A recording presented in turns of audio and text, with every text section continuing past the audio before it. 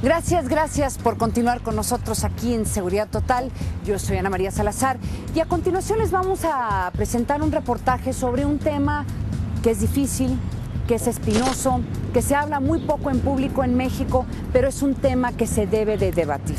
Estamos hablando de las violaciones. Esta semana tuve la oportunidad de hablar con varios expertos y ¿sabe qué me dijeron? Me dijeron que las violaciones en México van en aumento y que las mujeres, nosotras, peligramos en nuestros hogares. Vean este reportaje. Invasión a la intimidad, violencia, dolor, pérdida de la autoestima, vacío, soledad, condena.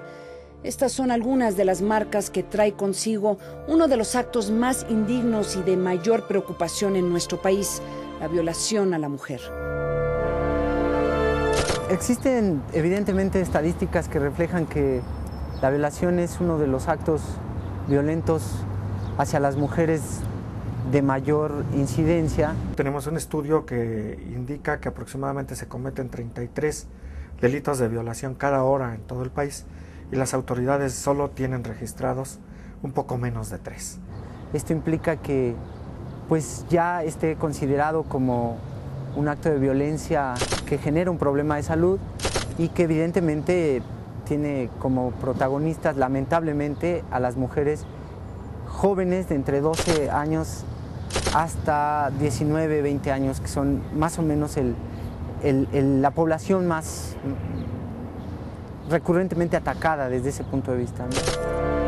Así es, y como señala este experto, un dato que nos debe aterrar a todas. En ningún lugar estamos a salvo.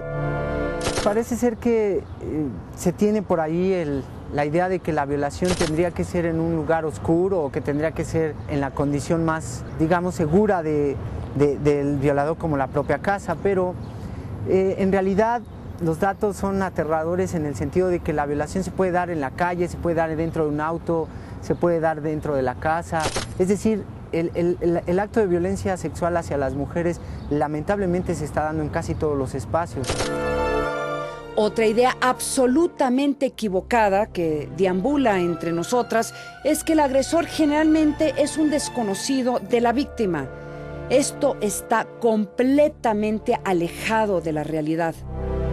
El acto de violación es un acto de violencia y este puede ser dado, por supuesto, por el esposo dentro de la casa en las condiciones en las que se piense que no es violento, pero que evidentemente lo es en el momento en el que la mujer está siendo sometida, no considerada. En 7 de cada 10 casos, el que comete la violación es un conocido de la víctima y se comete normalmente en el lugar.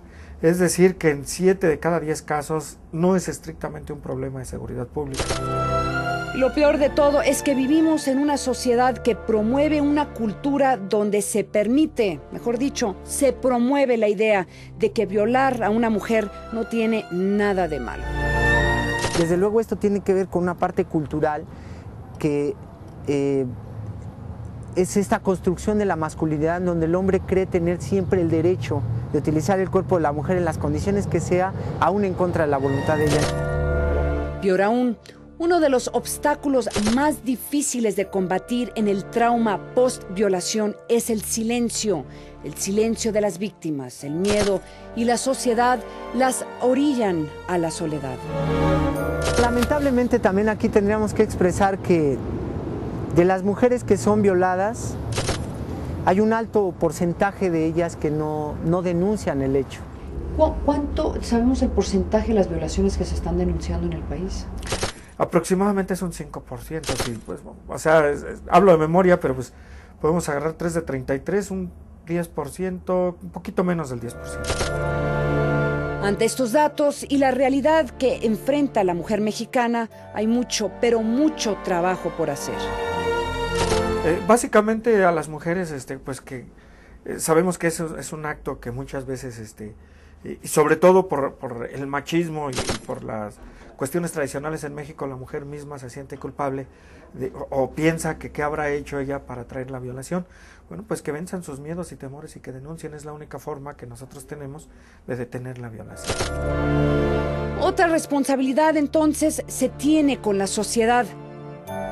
Pues se tiene que trabajar mucho, por supuesto, en el propio concepto de la violación, ¿no? Es decir, aceptar que la violación es uno de los problemas de salud que las mujeres están enfrentando con mayor recurrencia, que no es algo que ellas estén provocando, que no es algo que tampoco hubieran podido evitar y no lo hicieron.